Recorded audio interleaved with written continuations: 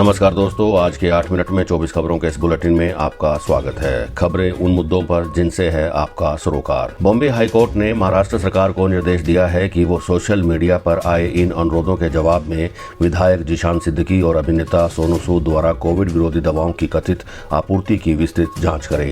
ये सेलिब्रिटीज और राजनेता बिना ये पता लगाए कि ये दवाएं नकली हैं या आपूर्ति अवैध है, खुद को मसीहा के रूप में पेश करने लगते हैं। हम इन दोनों की भूमिका की जाँच करने के लिए इसे केंद्र के विवेक पर छोड़ रहे हैं। दिल्ली हाईकोर्ट ने आदेश दिया था कि स्टूडेंट एक्टिविस्ट नताशा नरवाल, देवांगना कालिता और आसिफ इकबाल को बेल पर रिहा किया जाए, लेकिन दिल्ली पुलिस को शायद इन तीनों का जेल से बाहर आना रास नहीं आ रहा।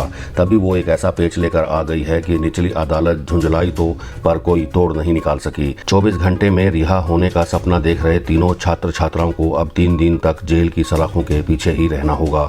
दरअसल पुलिस ने कोर्ट में पिटीशन दाखिल करके कहा कि तीनों को हाईकोर्ट के बताए समय पर रिहा करना मुमकिन नहीं हो पाएगा, क्योंकि तीनों के परमानेंट एड्रेस की वेरिफिकेशन बाकी है।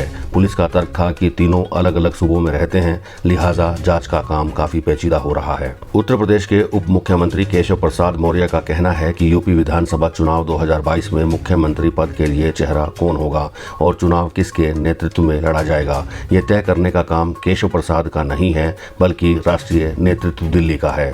संसद की लोक लेखा समिति की बैठक में अध्यक्ष अधीर रंजन चौधरी के कोरोना संकट के मुद्दों को उठाने पर भाजपा के जगदम्बिका पाल और जेडीयू के लल्लन सिंह ने गंभीर आपत्ति जताई। हालांकि अध्यक्ष अधीर रंजन चौधरी ने कहा कि इससे पहले की लोकसभाओं के लोक लेखा समितियों की बैठक में स्वतः ज्ञान लेकर 2G स्पेक्ट्रम से लेकर सड़क निर्माण तक के मुद्दों पर चर्चा होती रही है। अध्यक्ष अधीर रंजन चौधरी की बातों से सदस्यों में कोई फर्क नहीं पड़ा, इससे वे बिफर गए और अपना पद छोड़ने की धमकी देने लगे। योग गुरु बाबा रामदेव हमेशा अपने बयानों को लेकर चर्चा में रहते हैं। अभी हाल ही में कोविड संकट के दौरान एलोपैथी चिकित्सा और डॉक्टरों के बारे में बयान देकर देश भर में तूफान मचा दिया था। जब वरिष्ठ पत्रकार अभिसार शर्मा ने उनसे पूछा कि वो लम्हा जब बाबा रामदेव रामलीला मैदान में घिरे हुए महसूस कर रहे थे और आज जब एक सफल उद्यमी हैं तो इसे कैसे देखते हैं, तो उन्होंने कहा, चुनौतियां, संघर्ष, संकट, कष्ट, समस्याएं, अंधेरे, झंझावात, इनको बचपन से देखा है। मैं किसी रईस घराने राजघराने में पैदा नहीं हुआ, ना मैं राजजादा हूँ, ना मैं शहजादा हूँ, ना मैं हरामजादा हूँ। मैंने जीवन में एक एक पग चुनौतियों के बीच आकर रखा है। जितने भी हमारे जीवन में संकट आते हैं वे और ताकतवर बनाते हैं, और मैं तो चाहता हूँ कि संकट सबके जीवन में एक बार गहरे से आने चाहिए। कर्नाटक में पार्टी के अंदर सीएम के खिलाफ गहराते राजनीतिक संकट के बीच भाजपा आलाकमान ने प्रदेश नेताओं से बातचीत करने के लिए अपने वरिष्ठ नेता को बेंगलुरु भेजा है। बीजेपी के कर्नाटक प्रभारी अरुण सिंह राज्य में वरिष्ठ नेताओं से मुलाकात करेंगे और उनकी शिकायतें सुनेंगे। बताया जा रहा है कि इस दौरान सरकार के कामकाज की समीक्षा भी होगी। खास बात यह है कि समीक्षा यूपी की तर्ज पर होगी। इसके पीछे जो वजह बताई जा रही है वो ये है कि राज्य के कई नेता मुख्यमंत्री BS येदियुरप्पा के खिलाफ खुलकर सामने आ गए हैं। इनमें वे भी नेता हैं जो कभी उनके खासम खास में शामिल थे। आर्थिक मोर्चे पर कुछ अच्छी खबरें आई हैं। डायरेक्ट टैक्स कलेक्शन में बड़ा इजाफा हुआ है, वहीं निर्यात में भी बढ़ोतरी हुई है। चालू वित्त वर्ष में अब तक डायरेक्ट टैक्स कलेक्शन दोगुना से अधिक होकर 1.85 लाख करोड़ रुपए तक पहुंच गया। इसका मुख्य कारण व्यक्तिगत आयकर और अग्रिम कर भुगतान में वृद्धि है। भारत और न्यूजीलैंड के बीच 18 जून से इंग्लैंड के साउथहम्पटन में विश्व टेस्ट चैंपियनशिप का फाइनल खेला जाना है। न्यूजीलैंड की टीम ने हाल ही में इंग्लैंड के खिलाफ टेस्ट सीरीज 1-0 से अपने नाम की है। वहीं विराट कोहली की सेना अभी बायो बबल के अंदर नेट प्रैक्टिस तक ही सीमित है। फाइनल मैच के दौरान टीम इंडिया के लिए ये बात नेगेटिव जा सकती है। निसंदेह तेज गेंदबाजी न्यूजीलैंड की मजबूती है। उसने इंग्लैंड के खिलाफ लॉर्ड्स टेस्ट में अपना मुजाहिरा भी पेश किया था। तेज गेंदबाजी में हालांकि भारत के ईशांत शर्मा, मोहम्मद शमी और जसप्रीत बुमराह भी पीछे नहीं हैं।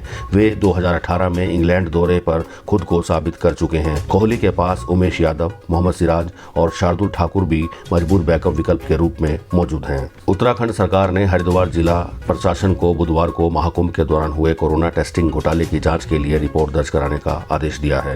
राज्य सरकार के प्रवक्ता सुबोध उनियाल ने बताया कि कुंभ मेले के दौरान हरिद्वार में 5 स्थानों पर टेस्ट करने वाली दिल्ली और हरियाणा की लैब के खिलाफ मामला दर्ज करने का आदेश जारी किया गया है। हरिद्वार में इस साल मार्च-अप्रैल में लगे कुंभ मेले के दौरान कई लोग कोरोना पॉजिटिव हो गए थे।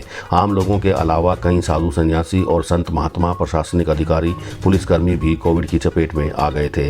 इसको लेकर काफी विवाद भी हुआ था। लोगों की मांग थी कि कुंभ मेला को रोक दिया जाए। हालांकि कुंभ मेला आधे अधूरे ढंग से पूरा बीत गया। कोरोना वायरस की दूसरी लहर के दौरान देश में मौतों की संख्या में लगातार इजाफा देखने को मिला है। मौजूदा समय में रोज 2500 से ज्यादा मौतें देखने को मिल रही हैं, जिसकी वजह से जिन लोगों ने अभी तक लाइफ इंश्योरेंस पॉलिसी नहीं ली थी, उन्होंने भी इसके लिए या तो अप्लाई कर दिया है या फिर खरीद ली है। युवाओं में लाइफ इंश्योरेंस को लेकर क्रेज बढ़ा है। अप्रैल और मई में युवाओं की संख्या में 30% से ज्यादा इजाफा देखने को मिला है। आपको बता दें कि देश में कोरोना से मरने वाले लोगों की संख्या 3,80,000 पहुंच गई है, जो कि अमेरिका और ब्राजील के बाद सबसे ज्यादा है। सीबीआई ने पंजाब नेशनल बैंक में 7,080 करोड़ रुपए से ज्यादा राशि की कथित धोखाधड़ी के मामले में गीतांजलि समूह की कंपनियों के पूर्व अंतर्राष्ट्रीय प्रमुख सुनील वर्मा तथा अन्य के खिलाफ आरोप पत्र दायर किया है। इस मामले में समूह का मालिक मेहुल चौकसी वांछित है। अधिकारियों ने बताया कि सीबीआई द्वारा दायर पूरक आरोप पत्र में आरोपियों के तौर पर पीएनबी के 2 अधिकारियों सागर सावंत और संजय प्रसाद और समूह के तहत आने वाले ब्रांडजीरी और नक्षत्र के निदेशक धनेश सेठ को भी नामजद किया गया है। अडानी समूह के मुख्य वित्तीय अधिकारी ने एक इंटरव्यू में कहा है कि समूह अपने विदेशी निवेशकों को पहचानता है, जिन्होंने की कंपनी में भारी निवेश किया है। मालूम हो कि अडानी समूह के शेयरों में 25% तक की गिरावट आ गई थी। मीडिया रिपोर्ट में कहा गया था कि एनएसडीएल द्वारा मॉरिशस स्थित Cresta fund, Albula investment fund और एपीएमएस इन्वेस्टमेंट फंड के खातों को फ्रीज कर दिया गया है।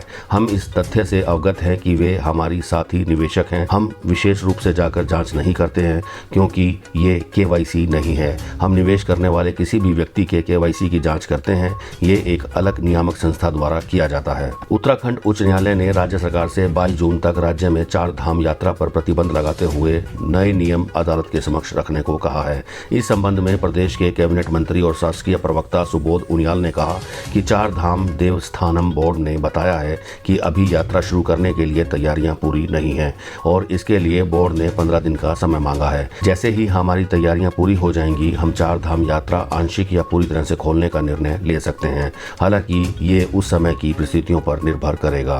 कांग्रेस नेता सोनिया गांधी और राहुल गांधी के वैक्सीन लेने या न लेने और कोवैक्सीन में गाय के बछड़े का सीरम होने के आरोप को लेकर उठे विवाद पर कांग्रेस की प्रवक्ता सुप्रिया श्रीनेत ने कहा कि कुछ लोग कैमरा जीवी होते हैं और हर चीज की तस्वीर लगाते हैं और कुछ लोग ऐसा नहीं करते हैं। उन्होंने कहा कि बचपन में मुझे पोलियो के टीके लगे थे, लेकिन मेरे माता पिता ने उसकी फोटो नहीं ली थी। हर चीज का फोटो सेशन कराना जरूरी नहीं है।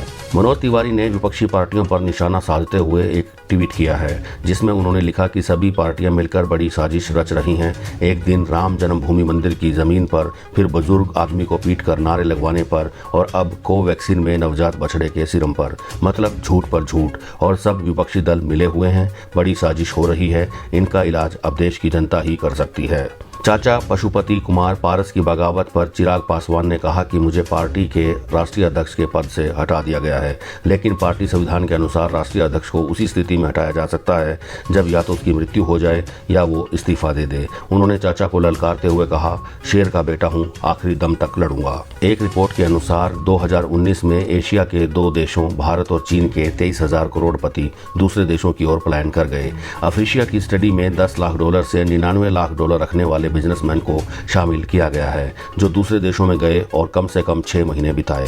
भारत और चीन के करोड़पति जो बाहर गए हैं वो महज 2% हैं, जबकि रूस और तुर्की से जाने वाले हाई नेटवर्थ इंडिविजुअल्स की संख्या 6 और 8% है। रक्षा मंत्री राजनाथ सिंह ने कहा कि आतंकवाद और कट्टरता दुनिया में शांति और सुरक्षा के लिए गंभीर खतरे हैं तथा इन चुनौतियों से निपटने के लिए सामूहिक दृष्टिकोण की आवश्यकता है। ASEAN defence minister meeting plus में वर्चुअल संबोधन में राजनाथ सिंह ने समुद्री सुरक्षा चुनौतियों पर भारत की चिंताओं को भी रेखांकित किया। साथ ही उन्होंने अहम समुद्री मार्गों में चीन के आक्रामक व्यवहार का परोक्ष जिक्र करते हुए कहा कि दक्षिण चीन सागर में गतिविधियों ने इस क्षेत्र में ध्यान आकर्षित किया। राजनाथ सिंह ने देशों की क्षेत्रीय अखंडता और संप्रभुता, संवाद के जरिए विवादों के शांतिपूर्ण समाधान तथा अंतर्राष्ट्रीय नियमों और कानूनों के अनुपालन के आधार पर इस क्षेत्र को मुक्त, खुला और समावेशी बनाने का आह्वान किया। बहुजन समाज पार्टी के निलंबित विधायकों के समाजवादी पार्टी में शामिल होने की खबरों के बीच बसपा प्रमुख मायावती ने बुधवार को हमलावर होते हुए कहा कि सपा अगर इन निलंबित विधायकों के प्रति थोड़ी भी ईमानदार होती तो अब तक इन्हें अधर में नहीं रखती। बुधवार को मायावती ने एक के बाद एक 5 ट्वीट कर समाजवादी पार्टी पर हमला बोला। उन्होंने कहा कि समाजवादी पार्टी द्वारा मीडिया के सहारे ये प्रचारित करना कि बसपा के कुछ विधायक टूटकर सपा में जा रहे हैं, ये सरासर गलत है। विशाखापट्टनम जिले में आंध्र प्रदेश पुलिस के डीजीपी कार्यालय से जारी एक विज्ञप्ति के अनुसार मारे गए माओवादियों में एक वरिष्ठ नेता और एक महिला सदस्य शामिल है। सुबह मामपा पुलिस थाने के तहत आने वाले तिगलमिट्टा जंगल क्षेत्र में भाकपा और राज्य के नक्सल रोधी बल ग्रेहाउट्स के बीच मुठभेड़ हुई। प्राथमिक सूचना के अनुसार 6 शव बरामद किए गए हैं। घटनास्थल से एक AK-47, एक SLR, एक कार्बाइन, 3 303 राइफल और एक तमचा बरामद किया गया है। इलाके में तलाश अभियान चलाया जा रहा है। मल्टी कमोडिटी एक्सचेंज पर सोने और चांदी की कीमतों में उछाल आया है। सोना 29 रुपए की मामूली वृद्धि के साथ 48,458 रुपए प्रति 10 ग्राम पर है और चांदी की कीमतें भी 71,500 रुपए प्रति किलोग्राम पर कारोबार कर रही हैं। सेंसेक्स 9.16 अंकों की मामूली सी तेजी के साथ 52,782.21 के स्तर पर खुला। वहीं निफ्टी 21.75 अंकों की गिरावट के साथ 15,847.50 के स्तर पर खुला। आज के इतिहास यानी कि 17 जून की तारीख पर बहुत सी घटनाएं दर्ज हैं। आज की तारीख में नवाब सिराजुद्दौला ने 50,000 सैनिकों के साथ कलकत्ता पर 1756 में आक्रमण किया था। नेपोलियन बोनापार्ट ने 1799 में इटली को अपने साम्राज्य में शामिल किया था। भारतीय स्वतंत्रता संग्राम की नायिका झांसी की रानी लक्ष्मीबाई 17 जून 1858 में शहीद हुई थी। और आज ही की तारीख में महात्मा गांधी ने 1917 में साबरमती आश्रम के हृदय कुंज में अपना निवास स्थान बनाया था। तो ये थी आज की 24 अहम खबरें। आप हमारी इस वीडियो को लाइक करें और हमारे इस चैनल को सब्सक्राइब करें। अगर आपको लगता है कि हम कम समय में आपके काम की और अच्छी खबरें आप तक पहुंचा रहे हैं तो वीडियो को शेयर जरूर करें। आप सब अपने परिवारजन के साथ हमेशा खुश रहें और स्वस्थ रहें। अब आप अपने दोस्त रवि मोहन को दीजिए इजाजत। News and views with Ravi Mohan के अगले अंक में फिर मुलाकात होगी। जय हिंद, जय भारत।